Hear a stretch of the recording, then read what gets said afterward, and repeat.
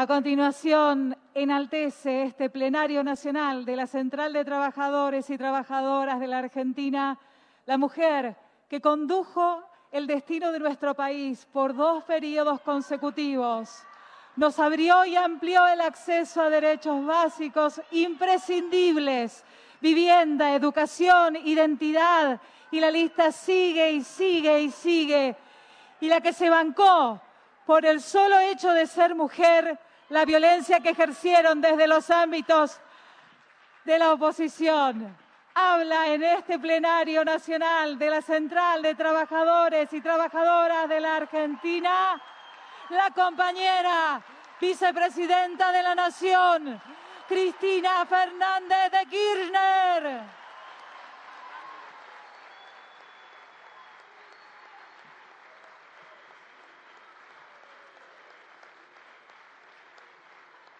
Muchas gracias.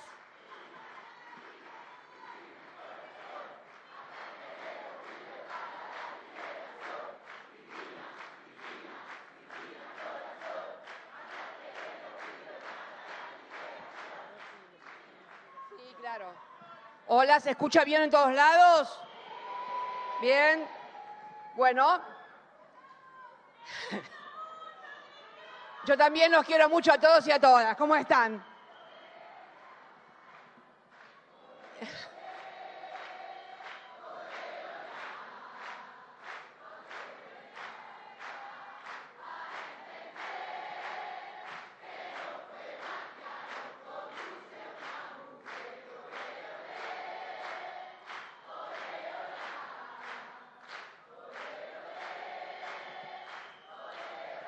Bueno, muchas gracias. ¿Se escucha bien? Bien. Bueno, muy buenas tardes a todos y a todas.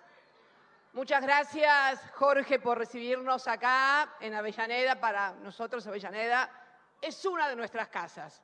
Una de nuestras casas. Tenemos muchas casas en la provincia de Buenos Aires. Esta es una. Y gracias, por supuesto, a la CTA, a Hugo, a toda la directiva de los compañeros y compañeras de la CTA, con la cual nos une y nos identifica no solamente el hecho de que hayamos compartido políticas de gobierno, creo que tenemos una mirada y una visión de la historia, de nuestra historia. Ustedes saben que yo soy fanática de la historia. Ayuda un montón, no se animan cuánto, no se imaginan cuánto. Y bueno, y la verdad que este día, 20 de junio, que para nosotros es muy particular, ustedes saben que Manuel Belgrano es mi prócer preferido, y cuando veníamos charlando con los compañeros y las compañeras que querían desde hace tiempo que viniera a presidir un plenario, me pareció que el 20 de junio era un día muy especial. Y había propuesto yo un título que era Recordando a Belgrano, así empezaba, Recordando a Belgrano, Estado, Mercado y Precios, etcétera, etcétera. Y Hugo, con muy buen criterio, dijo, ¿recordando o no? Porque recuerdo es nostalgia, es pasado, es lo que fue la vigencia de Belgrano. Y cuando recién Jorge leía algunos pasajes de cómo pensaba Belgrano acerca de la producción, del trabajo, de la deuda externa, bueno, que pueden pasar 200 años. A los que no les gusta mirar el pasado, yo desconfío de los que no les gusta mirar el pasado. Será porque además no les gustan las cosas que hicieron durante el pasado. Yo no tengo problemas con el pasado, con el mío, con el del peronismo. Creo que es muy importante. Pero además porque, ¿cómo fui? Yo por lo menos me hice peronista, yo no viví el peronismo, soy del 53, tenía apenas 2 años. Imagínense si cuando venían a contarnos que había sido el peronismo, lo que había pasado, no, esas son cuestiones del pasado. No. ¿Cómo cuestiones del pasado? En el pasado, en la historia, nuestra propia historia, encontramos las claves, decodificamos lo que pasó y podemos atisbar lo que puede pasar. Y entonces, atisbando lo que fue y lo que viene, actuar en el presente. No se puede actuar en el presente sin estos dos elementos: el conocimiento del pasado y la imaginación y la estrategia del futuro. De eso se trata, en definitiva, la militancia, la construcción y la estrategia política. Pero bueno, me parece que también, y por eso elegimos Estado, mercado y precios, trabajo, producción y política social en una economía bimonetaria, porque esta es la cuestión. Y esto implica comenzar a decodificar las palabras, porque a través de la significación de las palabras empieza la dominación de lo que dice Hugo, cultural. Y a propósito de esto, en el siglo XXI advertimos, ya lo veníamos advirtiendo a fines, en las postrimerías del siglo XX, el ataque formidable sobre el concepto del Estado. El Estado no sirve, el Estado hay que achicarlo, el Estado es una porquería, el Estado impide el desarrollo de las libertades individuales. Lo escuchamos todos los días. Pero si miramos este siglo XXI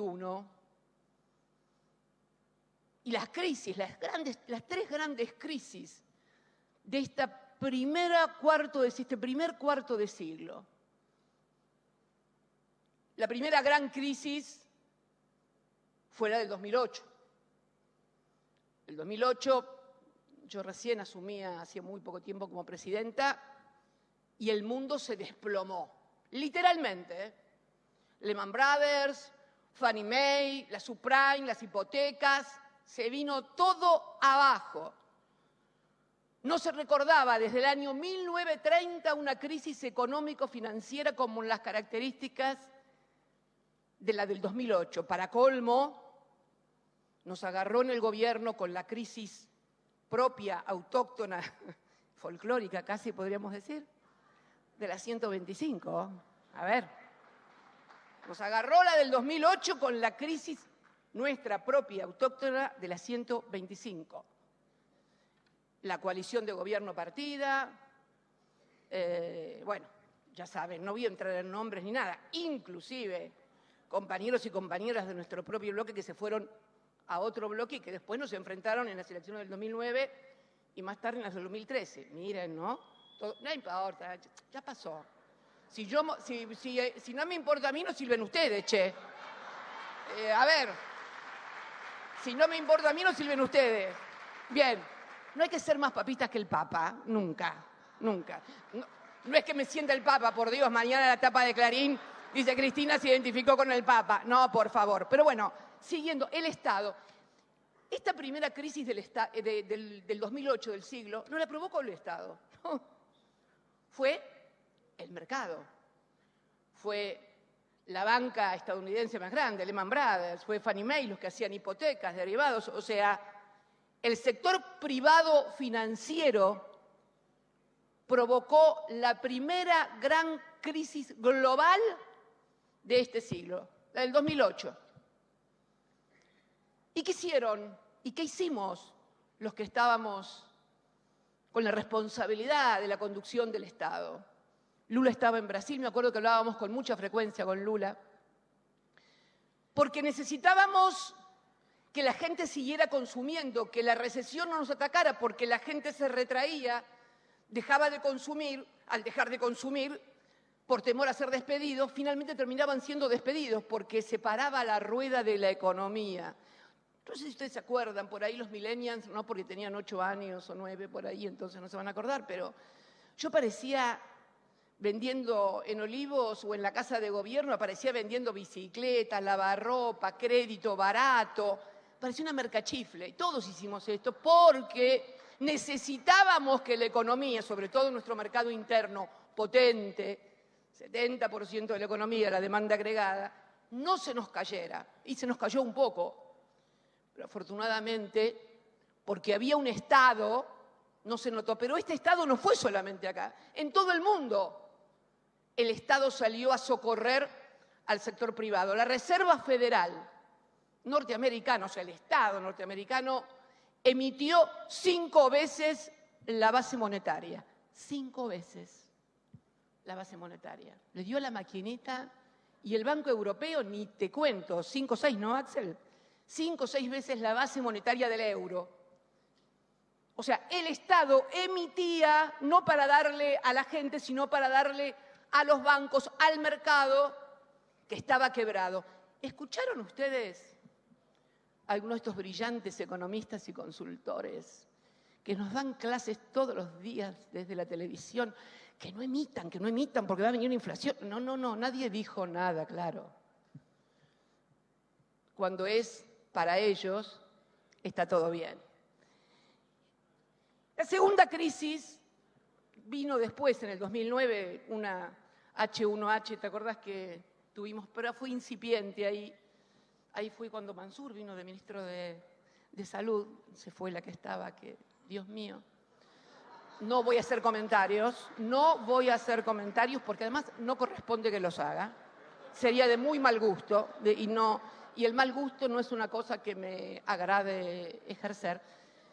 Resulta de que, bueno, llegó Mansur, que realmente fue un gran ministro, un gran sanitarista, y recondujo lo que era una crisis sanitaria que teníamos en ese momento. Pero bueno, el Estado en esta primera gran crisis, que además la crisis del 2008 todavía sigue sin superarse. No es que fue el 2008, el 2009 y todos, no. Todavía parte de alguno de los problemas que hoy tiene el mundo es por aquella crisis del 2008. Y después vino ya, durante el gobierno del Frente de Todos, la segunda gran crisis, la de la pandemia, que azotó el mundo. ¿Y qué pasó también ahí? Fue el Estado.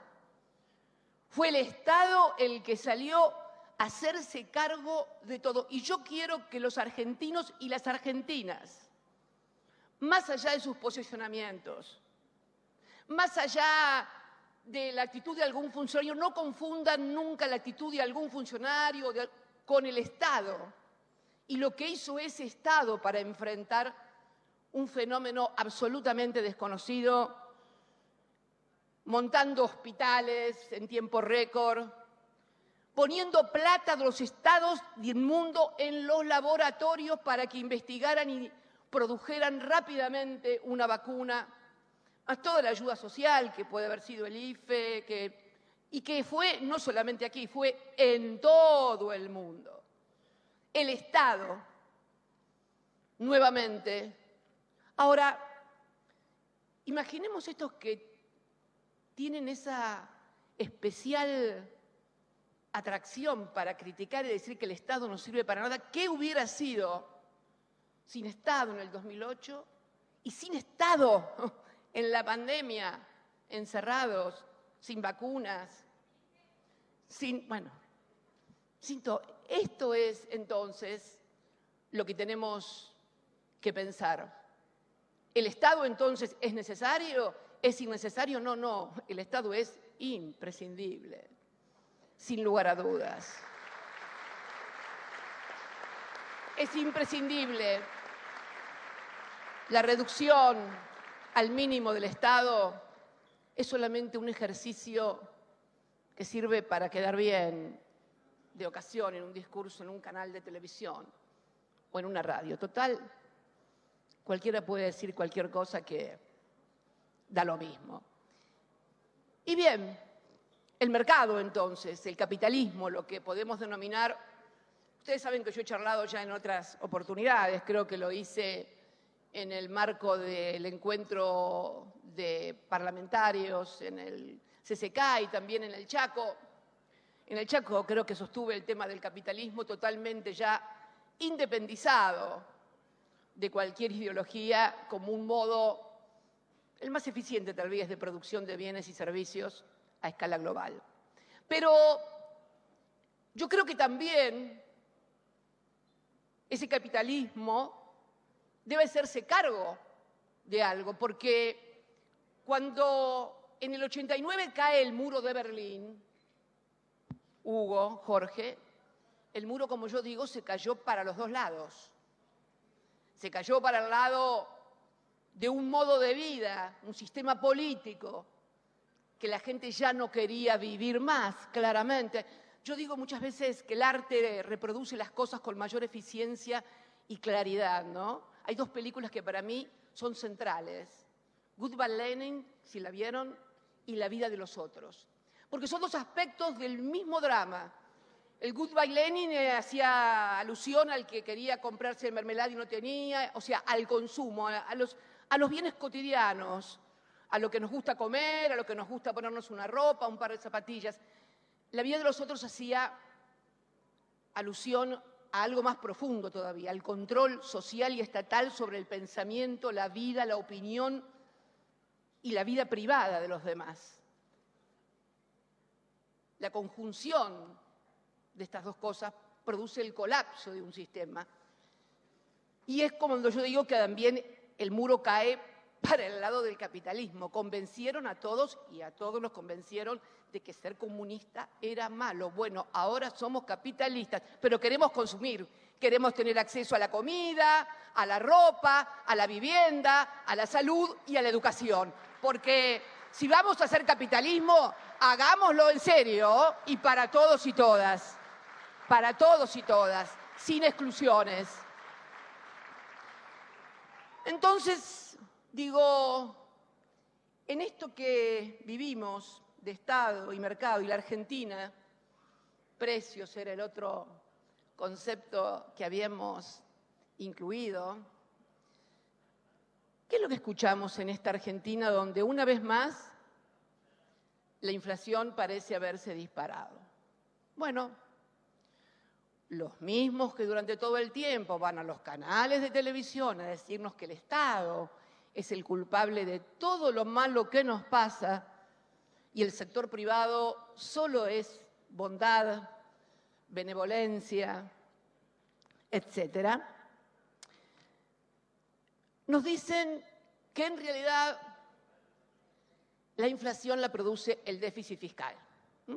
Esto es, y ojo que no voy a hacer una apología del déficit fiscal, estoy tratando de analizar realmente cuáles son las causas de este fenómeno único en la Argentina, porque inflación hoy tenemos después de la guerra, que fue la tercera crisis grande que tenemos en lo que va del siglo XXI entre Rusia y Ucrania, y que provoca la estampida fundamentalmente de precios en materia de energía y de alimentos, pero ojo, ya en la Argentina teníamos una inflación que nos es propia, histórica y que casi integra el ADN de las últimas décadas. ¿Cuál es la diferencia? ¿Ustedes se acuerdan que yo en Chaco mencioné a Simón Kuznets, aquel famoso premio Nobel, analista de los países emergentes y desarrollados y del término PIB, Producto Bruto Interno, que decía que había 4 tipos de países en el mundo: los desarrollados, los emergentes, Japón y Argentina. Bueno, sí, esto lo decía muy claramente.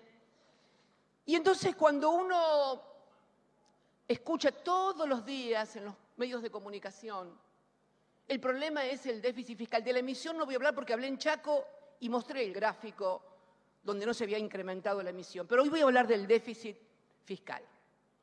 Yo quiero que, porque me traje unos numeritos ahí, a ver. G20, ustedes saben, el G20 del cual la Argentina forma parte, se integra por países desarrollados y emergentes. Nosotros somos parte de los emergentes. Miren, ahí está el resultado fiscal primario de las economías del G20. Miren en la posición de déficit que está la Argentina, 13ª, 13, el número de la Jetta. Ahí estamos.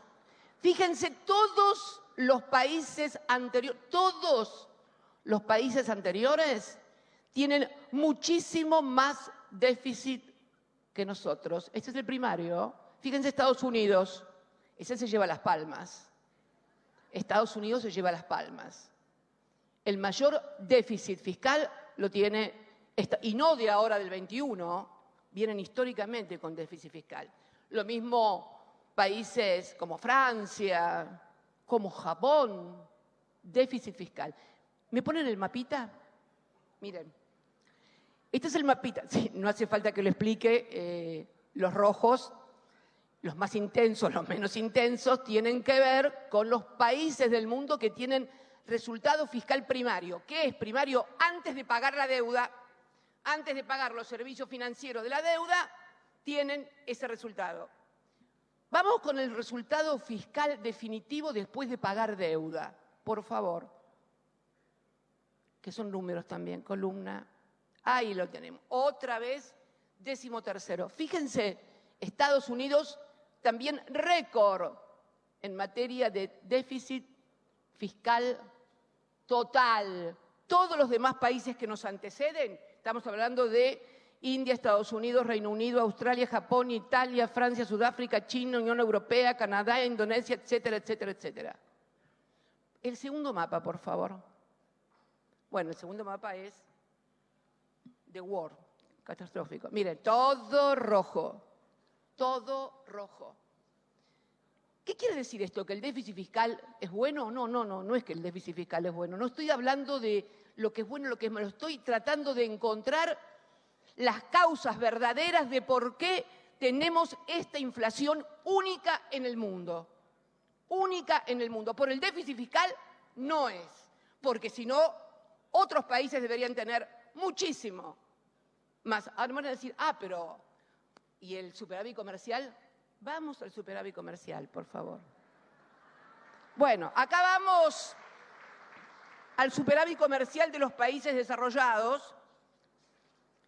Y el superávit comercial de los países desarrollados, el déficit más grande, por supuesto, lo tiene Estados Unidos, que tiene de déficit comercial, o sea, entre lo que exporta y lo que importa, miren, 1.070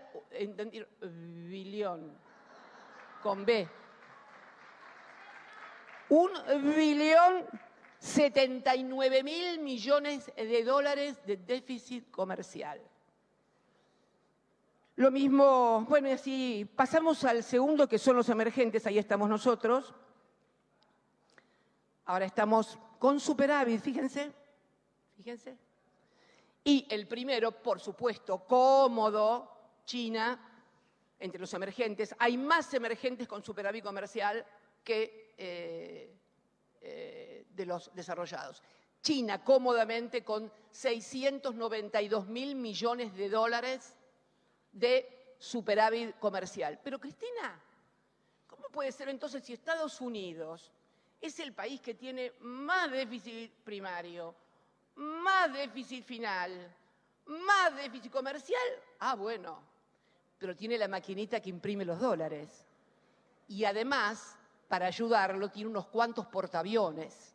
Entonces, mis queridos amigos y compañeras, el déficit, que es un concepto económico, no matemático, no necesariamente es el causante de los desmadres económicos y de la superinflación. Bueno, ustedes me dirán, los liberales también, ahora que están de moda los libertarios, habrán escuchado hablar de la oferta y la demanda.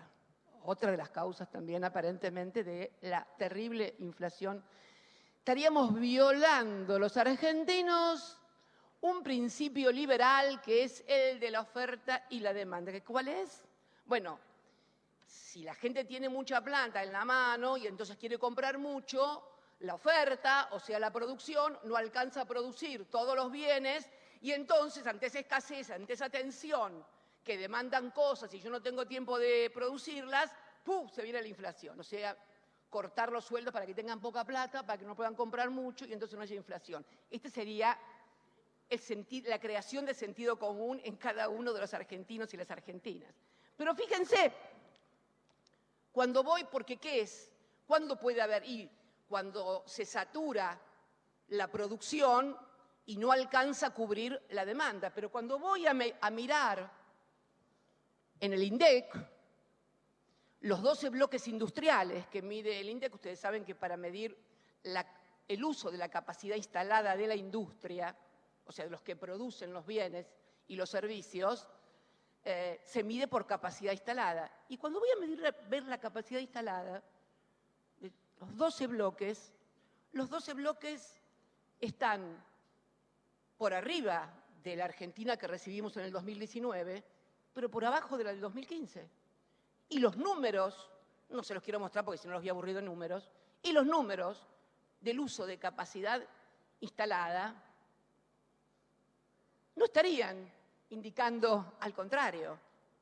Al contrario, son menores a lo del 2015. Bien, donde además la capacidad de los trabajadores para comprar era más, porque en el 2015 los trabajadores tenían el 51% del PBI y el capital remuneraba al 49%. Ahora se invirtió.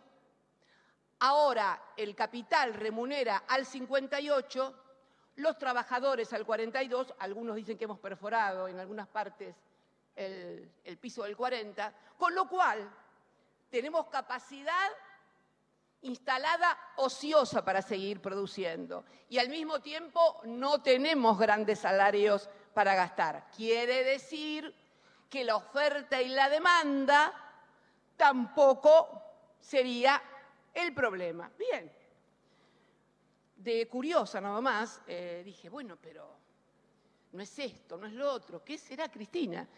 Y me puse a mirar la EBITDA de algunas empresas. ¿Qué es el EBITDA de algunas empresas? Es el cálculo de ganancias de las empresas antes de que las empresas paguen los impuestos que tienen que pagar por lo que ganaron. No voy a dar el nombre de empresas, pero voy a dar ejemplos nada más, porque queda feo. Y después se enojan, empiezan, que dijo esto, que no lo quiere aquel, que no le quiere aquella. Yo no quiero... A ver, yo quiero a mis compañeros, a mis compañeras, quiero a mis hijos, pero esto no es un problema de amores y odios, es un problema de plata.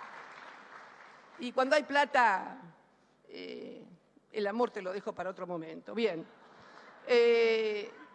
Y bueno, cuando voy a mirar, por ejemplo, el EBITDA, o sea, las ganancias de una de las empresas alimenticias más importantes del país, no voy a dar más datos porque si no se van a dar cuenta, averigüen si quieren, la variación entre el 19 y el 21 fue un crecimiento del 412,6%.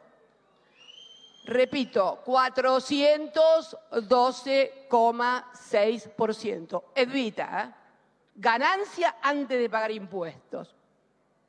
Y voy a hacer otra empresa también de insumos difundidos, porque ahí tenemos los dos grandes problemas, alimentos, después voy a hablar de los textiles, como cuello de botella, y alimentos y insumos difundidos. Bueno, en insumos difundidos, una de las más importantes, si no la más, le doy un poquito más de pistas, tibio. Un importante insumo, muy importante. Muy importante. Entre el 19 y el 21, 224,3% de EBITDA. Ya sé lo que estarán diciendo algunos empresarios que me están mirando. Claro, pero eso es antes de pagar impuestos. Mira qué bien. Porque ahora viene la tercera gran excusa que escuchamos en los medios de comunicación. La presión tributaria, los impuestos que pagamos, qué desastre, que esto y que el otro, que no podemos. Bien, veamos. Yo les decía que la Argentina es ese país que Simón Kuznets establecía como una economía especial. Impuestos y la presión tributaria. Francia debe ser el país de mayor presión tributaria con un 47%, le sigue Dinamarca, creo que después Bélgica, pero la Argentina está lejísimos de eso, absolutamente lejos. No, porque ahí empiezan a sumar el permiso para conducir el auto, el permiso para lavar el perro de la municipalidad, y te van sumando cosas y te dicen, no hay. Pero ¿qué otro lugar tiene Argentina importante en materia tributaria. En el ranking de países evasores, de países donde la evasión es muy importante, Argentina ocupa el tercer puesto. En materia de evasión, en nuestro país la recaudación representa el 28 del PBI, cuando debería representar el 45 del PBI. Después vamos a hablar de eso, 45 del PBI. Pero somos el tercer país, el primero es Guyana, escúchenlo, Guyana y Chad. El segundo podio está ocupado por Malta, que no es una cerveza, ni una marca, ni nada. Es un lugar donde parece ser que hay muy buenos negocios porque grandes destinos de exportación de la soja van ahí a Malta. Vaya a saber uno por qué. En fin, Malta. Y el tercero, Argentina. Tercer país evasor en el mundo. Tercer país evasor en el mundo. Junto a Comoras, a Zambia, a Pakistán y no me acuerdo a qué otro país más. Pero junto a este podio de tercer país evasor tenemos otro podio.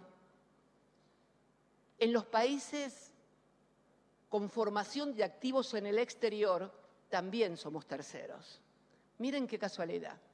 Somos terceros en evasión y terceros en formar activos en el exterior. Esto es, ciudadanos que sacan dólares, porque los pesos, ojo, no se llevan pesos al exterior, no los aceptan, dicen.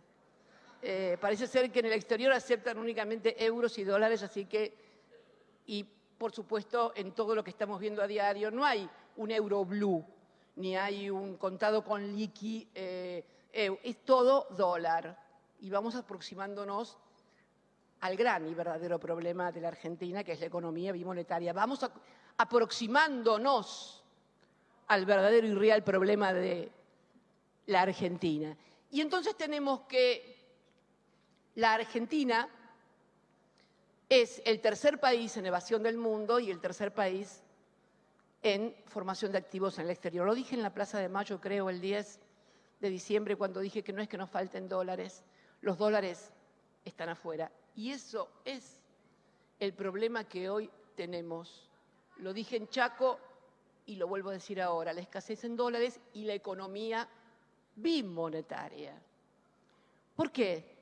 Porque en realidad la necesidad de tener dólares para financiar las importaciones, que eso es otro problema que tenemos también de la producción, se forma en activos en el exterior. No es que no haya dólares o nos falten dólares o que la economía argentina no produzca dólares.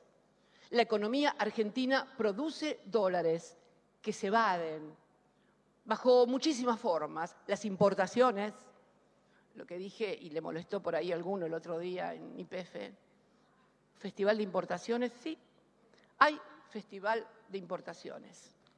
Hay festival de importaciones. Hay festival de importaciones y creo que debemos pensar, el gobierno debe pensar, cómo articular más adecuadamente Banco Central, Ministerio de la Producción, que es el que administra el comercio exterior, porque el Ministerio de la Producción es el que autoriza las importaciones. AFIP en la aduana, porque es la que fija los precios de referencia y controla que no haya subfacturación en el caso de las exportaciones o sobrefacturación en el caso de las importaciones. Y el Banco Central, obviamente. Esto tiene que ser articulado, lo cual no estaría sucediendo. ¿Y por qué no estaría sucediendo? Bueno, porque hay un festival de importaciones desde hace tiempo, donde no quiero equivocarme en los números, así que voy a leer algunos datos nada más.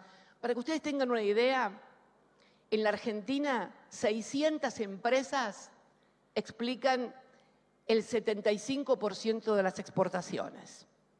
Y el otro 25%, perdón, de las importaciones. Y el otro 25% de las importaciones lo explican 24.000 empresas. Quiere decir que no es tan difícil controlar esto y además se deben dar estrategias. Esto es lo que yo decía el otro día, entre otras cosas, en YPF, cuando decía que haber dado 202 millones de dólares a una empresa como Techin, eso lo voy a decir públicamente porque ya todos saben que Techin es la que tiene que hacer los caños, que los hacen acá en Avellaneda, en SIAT. Vos trabajabas en SIAT y te echaron. Seguramente hiciste algo malo. ¿Qué hacías?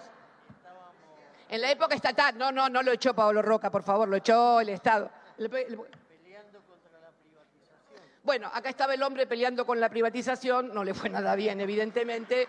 Y bueno, se privatizó SIAT. ¿Qué decía yo? Si vos tenés una empresa multinacional de la magnitud de Techin, si aparte tenés la posibilidad de hablar con sus directivos y demás, pedirle que los 200 millones de dólares que le tienen que pagar a su subsidiaria en Usiminas, Minas Gerais, Brasil, la financien ellos. O pidan un crédito en el BNDES de Brasil, que lo van a conseguir, y entonces no tengo que darle 200 millones de dólares a 127 pesos el dólar para que me importen. Estas cosas son también usar la lapicera. Estas cosas son usar la lapicera. No hace falta pelearse, no hace falta pelearse, no hace falta pelearse ni agarrarse de los pelos. No. Lo hacíamos. No voy a nombrar tampoco, pero hay un importantísimo empresario argentino dedicado a los artefactos. Bueno, a ver cómo lo puedo decir para que no se den cuenta. Bueno, es muy importante. Tienen Tierra del Fuego, vamos a decirlo así. En Tierra del Fuego que hay que importar para producir las cosas que se producen en Tierra del Fuego. ¿Qué hicimos durante nuestra gestión? Porque la balanza le daba negativa. ¿Por qué? Porque teníamos que gastar más, teníamos que dar más dólares que lo... ¿Qué hicimos? Amablemente le sugerimos que encontrara una actividad que me equilibrara la balanza, hace algo para exportar y así al mismo tiempo me equilibrara. Lo que vos hacías con los que les dijiste acá las movilizaciones, bueno, yo no le hice movilizaciones, le dije, escúchame, equilibrá, exportame algo y que me equilibre los dólares que me costás ingresar con los... ¿Y qué hizo? Compró barcos, se dedicó a la pesca y durante los 4 años del que te dije le fue mejor con la pesca que con lo que hacía en Tierra del Fuego. A ver, puedo dar otros ejemplos. Puedo dar otros ejemplos. Uno de la miel, que es un importante productor de miel, tal vez uno de los más importantes de la Argentina hoy, no producía miel, producía grúas. También, otra vez, dale con la chancha al maizal, como dice mi abuela. Teníamos que pagar importaciones, que se buscara una actividad que me equilibrara. Y bueno, le sugirieron la miel. Y me acuerdo que nos acompañó aquella delegación en Angola, que tanto se rieron todos, pero vieron el otro día una importante empresa argentina abrió una fábrica de galletitas en Angola. Y me acuerdo que tuvo que pedir miel prestada porque no tenía para ir a vender a la feria de Angola. Finalmente, hoy, además de otras actividades que comenzó a hacer, la miel es una de sus actividades. Esto es tener funcionarios y funcionarias que funcionen, que se sienten a discutir, que se sienten a discutirles. No hay que agacharles la cabeza. No hay tampoco que pelearse, hay que discutirles, sugerirles orientaciones. Se puede hacer. Fíjense, nosotros no teníamos acceso a los mercados de capitales, tampoco hay ahora, pero en ese momento la regulación monetaria o la regulación cambiaria te permitía sacar hasta $2.500 por mes. Hoy son $200 y tenemos problemas.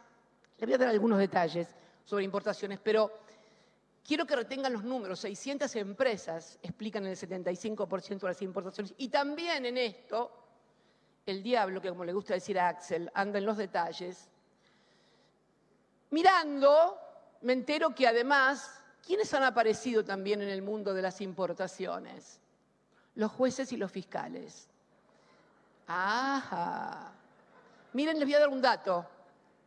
Entre enero del 21 y marzo del 22 salieron del país 1.847, creo, si mal no recuerdo, después lo voy a mirar, millones de dólares de importaciones autorizadas por jueces y fiscales, con amparos. Más de 6.500 expedientes judiciales de amparo. Fíjense, ¿ves? Esos jueces no siguen la doctrina de Rosengrad. Donde hay una necesidad de dólar, ahí habrá un juez y un fiscal para darle dólares a los importadores. ¿Vieron? ¿Vieron? El tema es si las necesidades son del pueblo, no hay derecho, no hay justicia, no hay fiscal y no hay jueces. Si la necesidad es de los poderosos, hay jueces, fiscales, defensores, lo que haya. Esto es hoy. El partido judicial, y fíjense que no digo más, porque no hay poder judicial en la Argentina, hay partido judicial que ha tomado partido decididamente, no solamente en la economía, porque además también son los que tienen la cautelar. Hoy estábamos mirando ahí con Axel el otro día lo que gasta una familia tipo en luz y en gas y lo que gasta hoy en internet y en celular, que por supuesto ponen los precios que quieren porque pusieron una cautelar en la justicia contra el decreto, el 690 del Poder Ejecutivo, que establecía que es un servicio público. Hoy internet es un servicio público. Bueno, obtuvieron una cautelar y bueno, minga, te ponen el precio que vos quieras. Entonces, ¿cómo puede ser posible? Miren, en el 2021 las importaciones pasaron a pagarse prácticamente en su totalidad al contado, cuando en los años anteriores se financiaba en partes. Se incrementaron exponencialmente las importaciones. Por eso, miren, cuando en La Plata, yo no sé si ustedes se acuerdan, pero en La Plata, allá por el 20 de diciembre, si mal no recuerdo, del 2020, 20 de diciembre del 2020, dije en un acto donde me acuerdo que habló Axel, Máximo, habló, Sergio habló antes que yo, y anunció que en el año 2021 iba a haber un crecimiento de la economía. Y sí, claro que iba a haber un crecimiento de la economía. ¿Se acuerdan lo que yo dije cuando me tocó hacer uso de la palabra? Que ese crecimiento no se lo lleven 3 o 4 vivos, que había que alinear precios, sobre todo de los alimentos, salarios, jubilaciones, tarifas, y luego hizo una alusión a los funcionarios. Que aquellos porque es cierto, medidas cautelares, los jueces te persiguen, te procesan si le decís que no, etcétera, etcétera.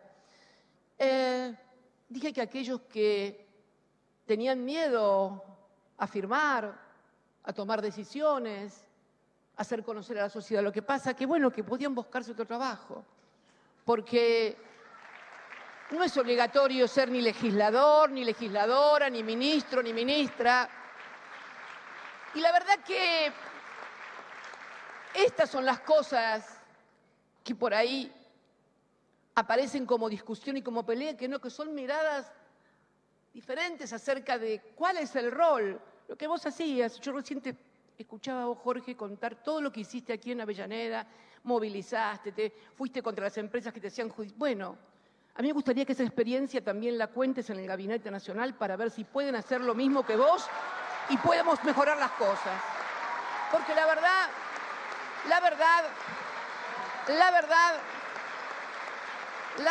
que necesitamos hombres y mujeres.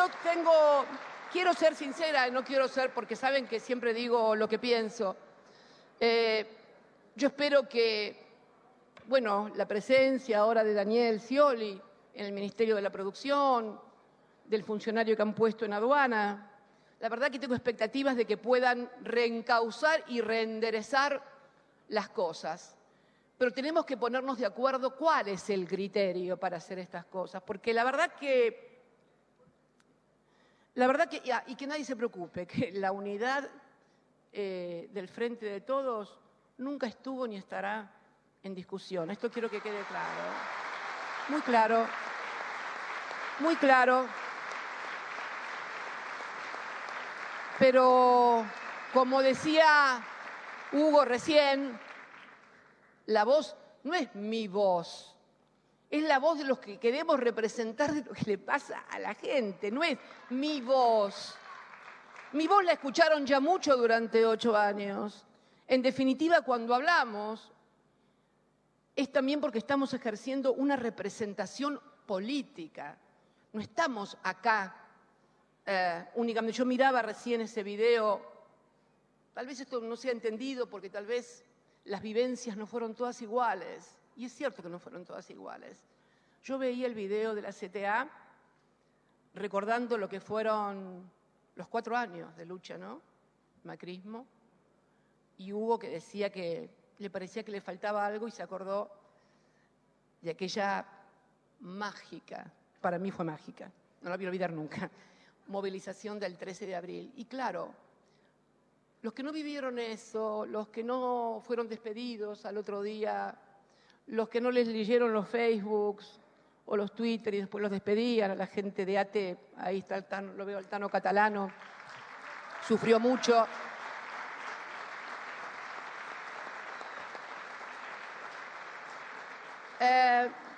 Es muy posible que entonces no se tengan las mismas vivencias. Pero bueno, creo que todos tenemos que hacer el esfuerzo, pero no el esfuerzo de quedar bien entre nosotros. A mí no me interesa quedar bien con ningún funcionario, me importa un pito. A mí me importa quedar bien con la sociedad, con los argentinos, con los que confiaron en nosotros, con los que nos votaron. Con esos me interesa quedar bien. Y a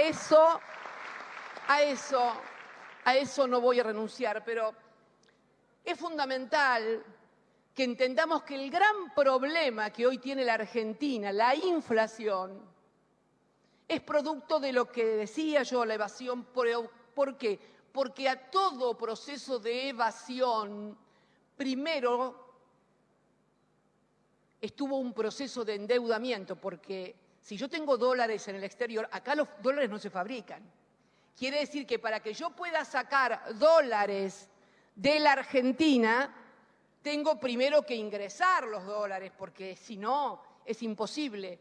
Este proceso ultrainflacionario que estamos viviendo hoy en la Argentina es el producto del endeudamiento criminal de los 4 años del macrismo. Esto tenemos que tenerlo muy claro, muy claro, muy claro. Por eso ahora intentan decir que es el déficit fiscal o es la oferta y la demanda, y además que los empresarios no tienen nada que ver. ¿Tiene sentido común, compañeros, compañeras, compatriotas? ¿Tiene sentido común que empresas, por ejemplo, 2 empresas controlan el 70% del mercado o más del cemento?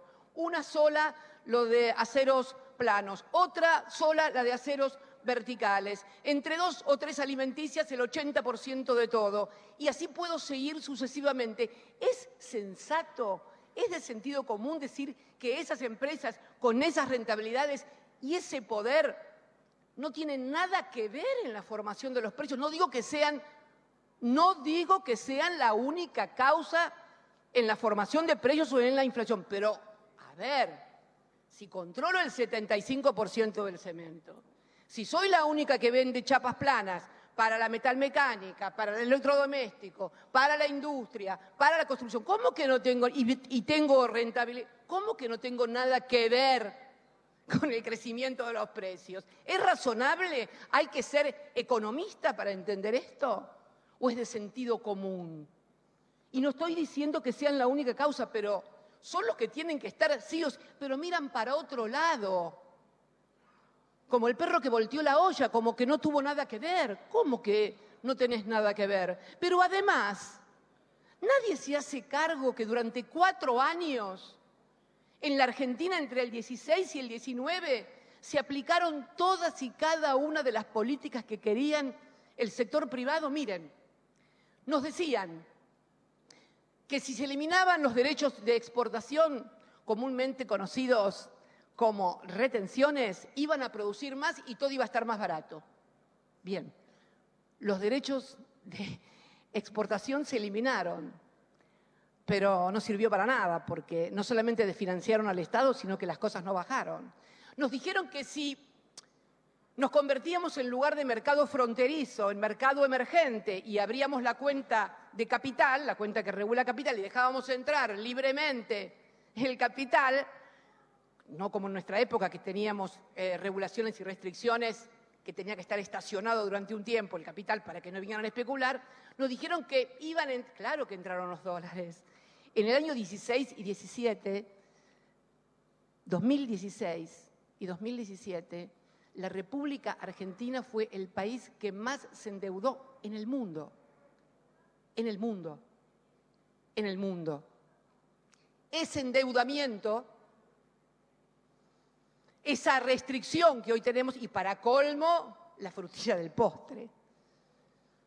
Hace 4 años, hoy, un 20 de junio, a veces pienso que lo hacen a propósito.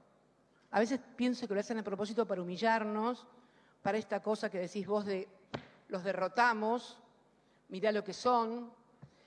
Hace 4 años, el board, como le dicen ellos, el board del FMI, los que están ahí en el FMI, aprobaron quiero leerles el comunicadito. Quiero leerles 2 minutos, por favor, acá está. ¡Ay, Dios mío, esta porquería! Acá está, a ver. Acá está. El directorio, leo, esto es comunicado oficial del fondo. El directorio ejecutivo del Fondo Monetario aprueba un acuerdo stand-by por $50.000 millones para la Argentina. El directorio ejecutivo del Fondo Monetario aprobó hoy un acuerdo a favor de Argentina en el marco de un acuerdo stand-by de 3 años por $50.000. La decisión del directorio permite a las autoridades, estará disponible a lo largo de la duración del acuerdo, supeditado a exámenes trimestrales a cargo del directorio. Y después dice en el último párrafo, el plan económico de las autoridades argentinas, o sea, decían que el fondo siempre te hace escribir eso, que el plan de las autoridades, si te dan el plan es de ellos, de acá a la China, pero a ver, desde el año de la posguerra, ¿cuándo se fue? En Bretton Woods, 44 para acá, siempre es así, no es. Bueno. El plan económico de las autoridades argentinas, respaldado por el acuerdo stand-by, busca reforzar la economía del país, restableciendo la confianza del mercado, 18 estoy hablando, mediante un programa macroeconómico coherente que reduce las necesidades de financiamiento, encausa la deuda pública argentina por una trayectoria descendente firme y afianza el plan de reducción de la inflación mediante metas de inflación, etcétera, etcétera, etcétera, etcétera. Hoy, hace exactamente 4 años de esto. Y hoy junto al endeudamiento privado que superó largamente los $100.000 millones, constituye el verdadero fundamentals del proceso inflacionario que tiene la Argentina. Todos los procesos inflacionarios que tuvo la Argentina fueron precedidos de un ciclo de endeudamiento previo. Pasó con la dictadura, donde nos cambiaron la matriz económica y donde aparecimos en octubre del 83 con $45.000 millones que estaba estatizado. Miren los del Estado y el mercado. El Estado había tomado la deuda de los privados, de los grandes grupos privados, y la había estatizado. Para eso el Estado era fantástico. Para eso fue buenísimo. Y habíamos pasado de 5.000 millones de dólares de deuda y una matriz productiva basada de acumulación de capital basada en el trabajo, habíamos pasado a una matriz financiera, que terminó el proceso hiperinflacionario de Alfonsín. Lo mismo pasó más tarde con el endeudamiento, que fue peor porque se quedaron con los ahorros de todos los argentinos y directamente voló el país. Pero toda crisis económica e inflacionaria previa es el endeudamiento. ¿Y por qué? Porque es acá donde juega la economía bimonetaria. Cuando se acaban los dólares o cuando el mercado atisba que no va a haber dólares, comienza la carrera por la devaluación y a apretar entonces. Por eso comienza la brecha entre los dólares financieros, el famoso dólar blue, que hoy hacen pingües negocios, entre ellos con las importaciones. El otro día escuchaba a un economista fundamentar todas las maniobras especulatorias, defraudatorias en materia de importaciones por la brecha. No, lo que pasa es que cuando hay una brecha, decía, pero muy serio lo decía, mira vos, o sea que el problema no es la honestidad o la honestidad, es la brecha. O sea, como la brecha es muy grande, la gente tiende a ¿qué? A cometer delitos, a sobrefacturar importaciones, a generar importaciones que no existen, en fin. Esto es lo que está pasando. Y entonces, esta economía bimonetaria, que no solamente necesita dólares para pagar las importaciones que todavía nuestro aparato productivo demanda para tener actividad, es la que también se le exigen los dólares para la fuga en el exterior. Y son los dólares también para el atesoramiento, porque además hasta, salvo las transacciones domésticas, hasta para comprar una casa o un departamento, te piden dólares. Esta es la economía y este es el drama. Entonces, cada vez que el país se endeuda en dólares, la economía bimonetaria hace saltar al país por los aires. Pero lo tienen que entender todos los argentinos. Fueron los 4 años de endeudamiento brutal y duro los que nos han traído hasta acá, más allá de las diferencias que yo tengo con la gestión en el día a día para abordar esto y fundamentalmente para hablar con la sociedad y contarle estas cosas, porque la gente tiene demasiados problemas.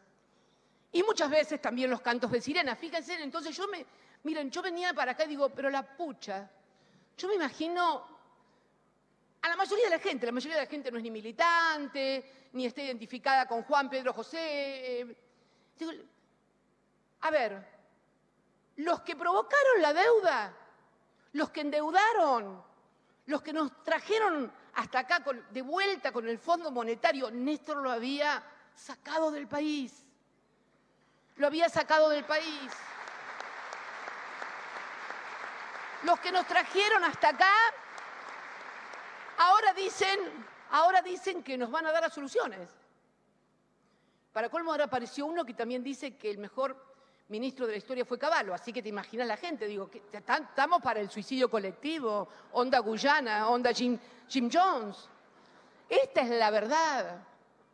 Entonces digo, tenemos que hacer un esfuerzo para debatir, como decía Hugo, estas cosas, para entender cómo debe articular el Estado en sus distintas, y también porque leyes que se necesitan, porque por eso hay una ley en el Congreso que se impulsó en el Senado y que ahora está en diputados, de crear el fondo para el fondo. Esto apunta fundamentalmente a los que habían fugado, pero claro, nadie la quiere aprobar en diputados, digo. En Senado la discutimos y obtuvo media sanción. O también otra discusión que estamos dando actualmente en el Senado sobre el secreto fiscal, porque es un yeite maravilloso. O sea, el Banco Central te dice, no, hay secreto bancario.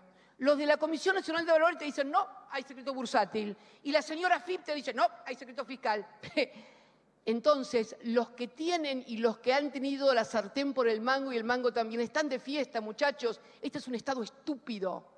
Un Estado en donde no se articula la información que tiene el Banco Central con la información que tiene la CNB, con la información que tiene la AFIP, para poder desarticular y desarmar la estafa, porque han estafado a la Argentina, la han estafado. Y todos tienen miedo. No, que no puedo hacer eso porque hay secretos. No, que no puedo. Bueno, sí es cierto que existen, pero tampoco no hay voluntad ni actitud de cambiar las cosas para desarmar lo que ha constituido una verdadera estafa de los argentinos. Por eso creo que es necesario charlar estas cosas y finalmente, bueno, también iba a hablar del trabajo, pero ya es como que mucho tiempo, ¿no?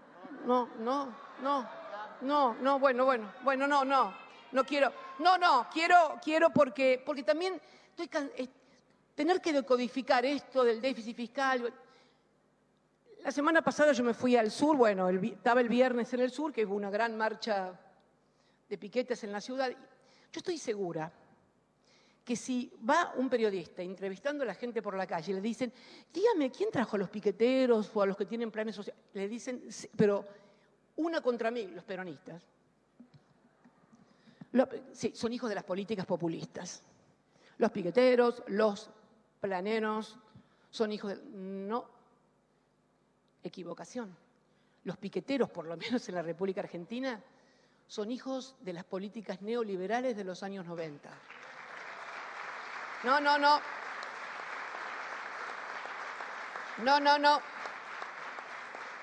No nacieron con ningún gobierno populista. Fueron el producto de los altos índices de desocupación y de la falta de trabajo y oportunidades en la República Argentina. Y también lo recuerdo porque cuando en el año 2003 Néstor asume como presidente, había el plan, ¿te acordás, Jorge? Jefes y jefas de hogar que había creado Eduardo Duhalde, que lo había creado bien. Ojo, no estoy criticando la creación porque en ese momento se había caído el país, había estallado en 1000 pedazos, índices de desocupación volaban por los aires, la gente, en fin. Había 2.200.000 planes jefes y jefas de hogar. Lo recuerdo como si fuera hoy, lo escribí en el libro, sinceramente, y además lo tenía Carlitos Tomada, ministro de Trabajo, y sí, gran ministro de Trabajo, extraordinario ministro de Trabajo, sí. Lo tenía Carlitos Tomada y se lo pasó en Desarrollo Social a Alicia Kirchner.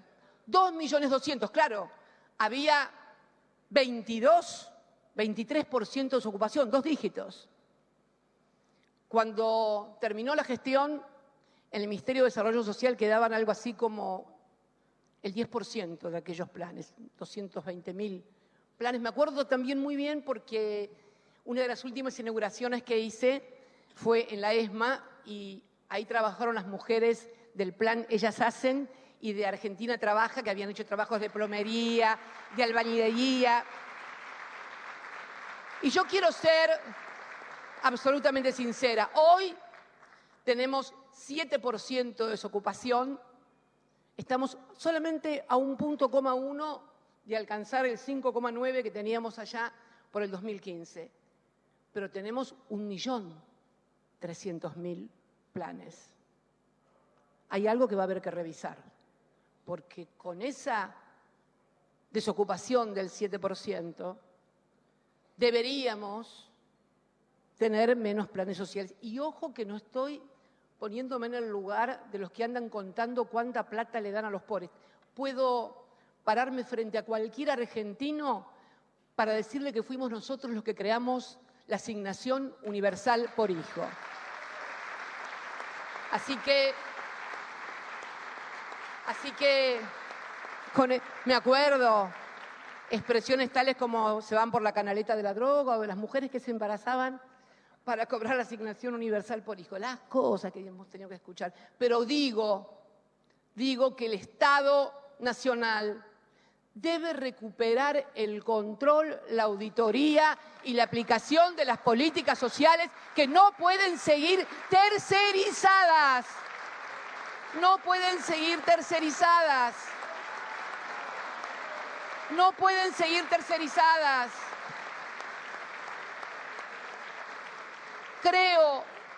Creo que además, ojo, sé que hay cooperativas que laburan, que producen, que hacen cosas, porque las vi también trabajar en la época que Alicia era ministro de Desarrollo Social. Pero es el Estado el que debe tener, así como el Estado tiene el monopolio de la fuerza, o se le ocurre a alguien que podemos tercerizar la policía, no, el Estado debe recuperar ese rol y transparentar frente a la opinión pública todo esto, porque a mí no me gusta que me quieran convencer que eso es peronismo. Eso no es peronismo. El peronismo es laburo, trabajo. El peronismo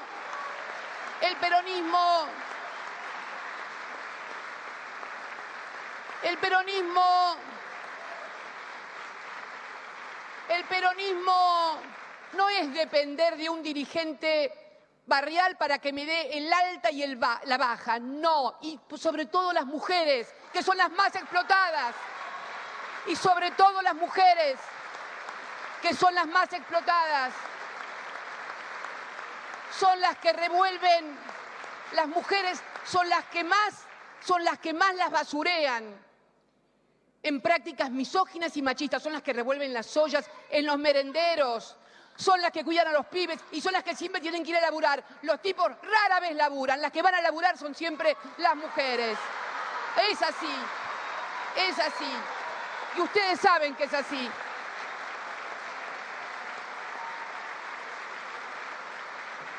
Entonces, que el Estado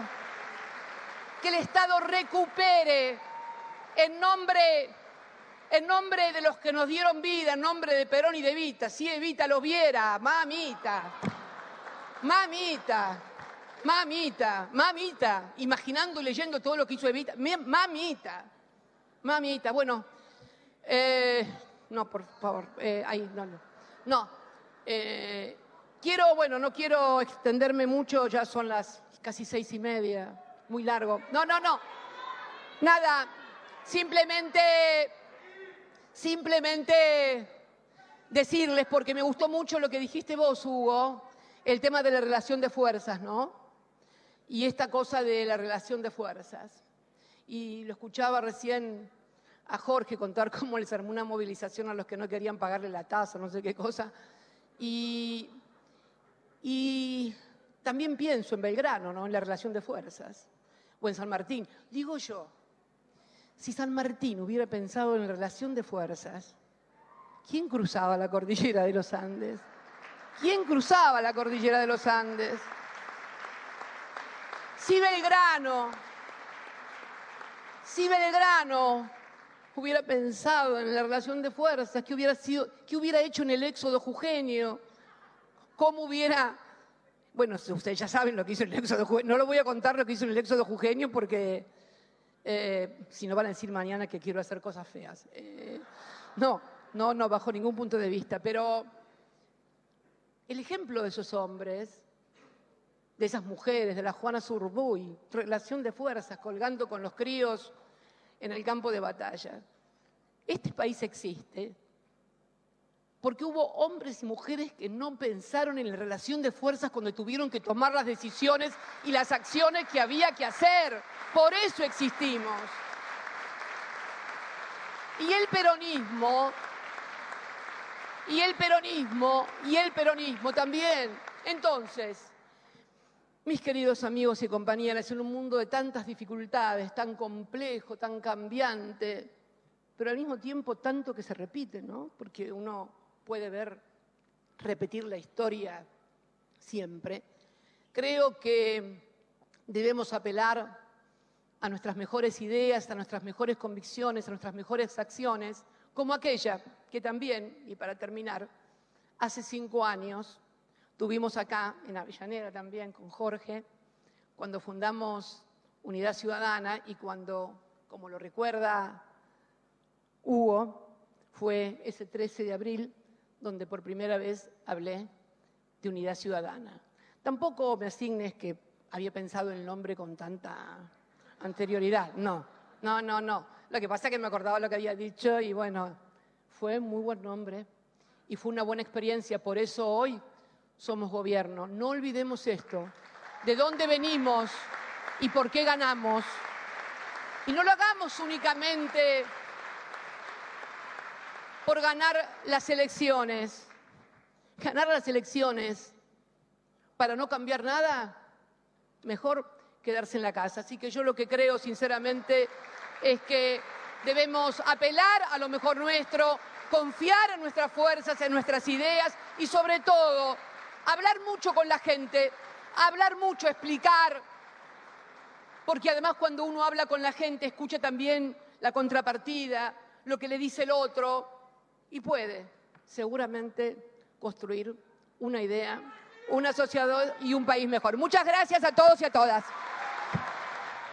Con las palabras de la compañera vicepresidenta de la Nación Argentina, doctora Cristina Fernández de Kirchner, cerramos este plenario nacional de la Central de Trabajadores y Trabajadoras de la Argentina, agradeciendo la presencia de quienes han compartido esta tarde, agradeciendo también el trabajo de compañeros y compañeras que estuvieron en la organización de este plenario nacional, al municipio de Avellaneda por el espacio, a los compañeros y compañeras de ceremonial del municipio de Avellaneda, al personal técnico, a compañeros y compañeras del Sindicato Unificado de Avellaneda por todo el trabajo, a los compañeros y compañeras de la Secretaría de Organización de la CTA, a todos, a todas, a todos los que han estado para que este acto salga.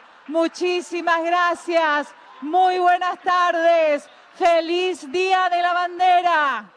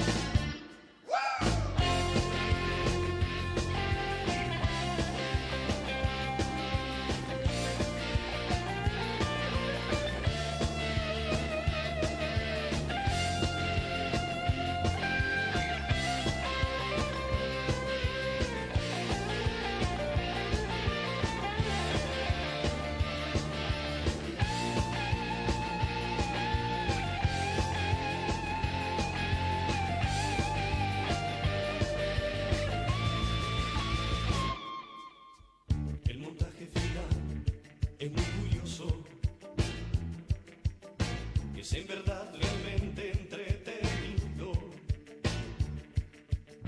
Mas en la oscura multitud desprevenido, tiranizando a quienes te han querido. No lo soñé, se enderezó y brindo a tu suerte. No lo soñé, y se ofreció mejor que nunca. No lo soñé, y vas corriendo a la deriva. No lo soñé, los ojos ciegos bien abiertos. No mires por favor y no prendas la luz, la imagen te desfiguró.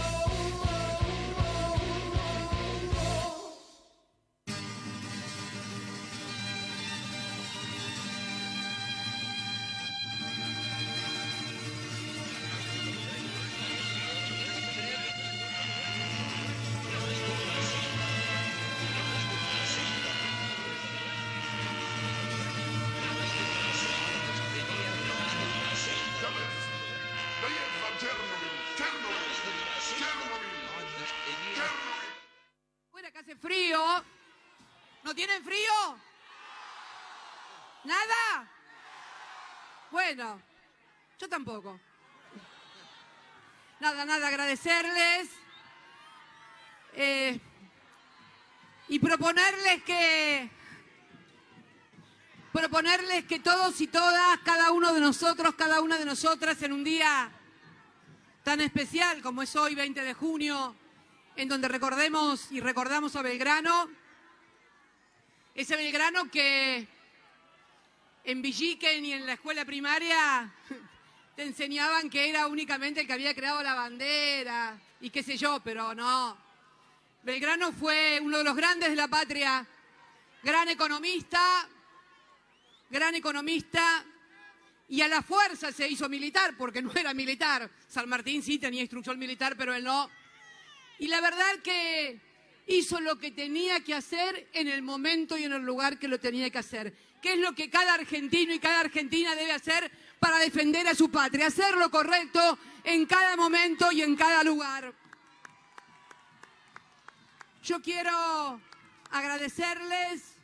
Ya hablé mucho, no me da mala garganta. Y la verdad que ¿saben qué quiero proponerles? Que ayudemos a pensar y ayudemos hablando con todos y cada uno de nuestros vecinos, de nuestros amigos, no intentando convencerlos que piensen como nosotros. No hay que tratar de convencer a la gente que piense como uno. Hay que tratar de que piense por sí mismo, hay que empezar a decodificarle cada una de las cosas que le mienten. Ustedes vieron los datos duros, objetivos, que están de la economía, cómo son las cosas. Y yo creo que tenemos que tratar de sumar a los argentinos, porque estamos en un momento difícil en nuestra patria y en el mundo. Y esto exige también desprendimientos, actuar sin mezquindades, actuar sin egoísmos.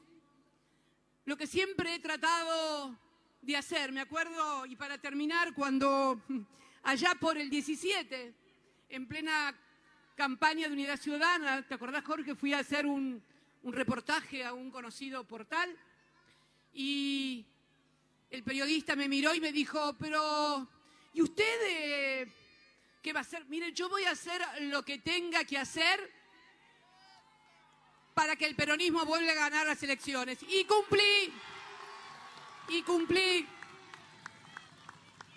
Espero que todos y cada uno de los peronistas puedan hacer lo mismo y decir que hicieron todo lo que tenían que hacer para que el peronismo vuelva a ganar y ser gobierno. Muchas gracias, compañeros, compañeras.